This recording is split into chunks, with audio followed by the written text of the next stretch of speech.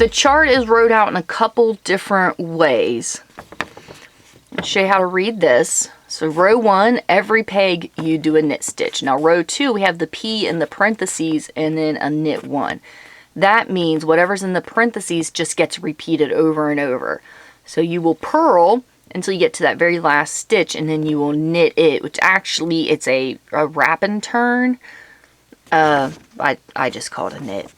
And then we have it in a chart wrote out.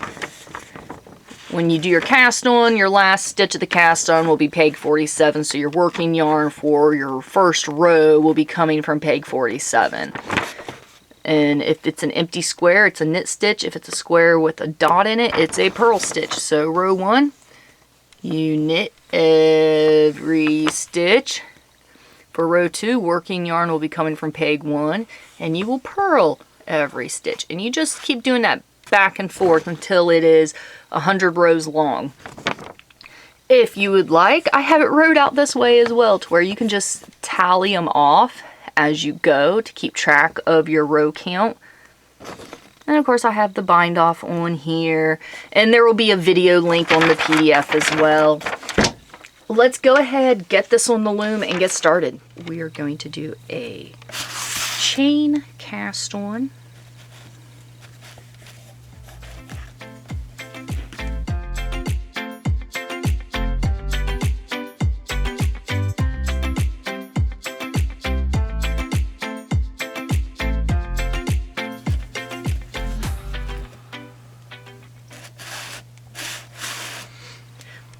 Row 1, we are going to do your knit stitch of choice, whether that is the true knit stitch, U knit stitch, or flat stitch. You will be seeing me use a U stitch. That's what I use for my swatches.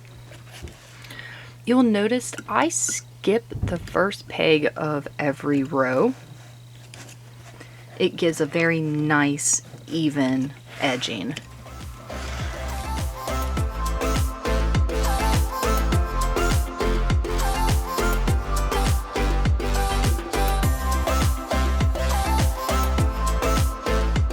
You want to keep a tally, keep track of your rows so you end up with the correct size. Row 2, you are going to purl stitch. Now remember, the very first stitch of every row where your yarn is coming from, you skip. And that very last stitch of every row, you are just going to do like a U-wrap. Whatever knit stitch you use. I use a U-wrap. So we are purling, loom tool down through the top of the stitch, working yarn below, pull the working yarn up, see that slip, old stitch off, new stitch on. Work this up, and then I'll show you what to do after that. Take your working yarn, wrap it around the loom 2.5 times and cut.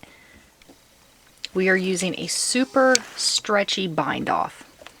Working yarn's coming from peg 1, skip peg 2, bring the working yarn up through peg 3, go back 1, bring the working yarn down through.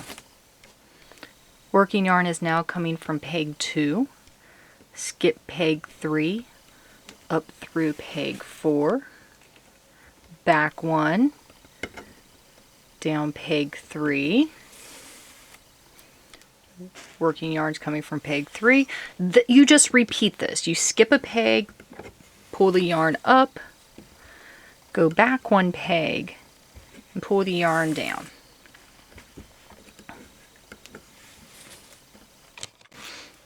We have a block done, which at this point you can take stitch markers out. Yep, this is the garter stitch block. I really hope you guys enjoyed this video. If you have questions or comments, please leave them in the comment section below. My email address is down there as well if you would like to contact me directly. Thank you guys so much for sticking with me and watching this video. I really hope you found it informative.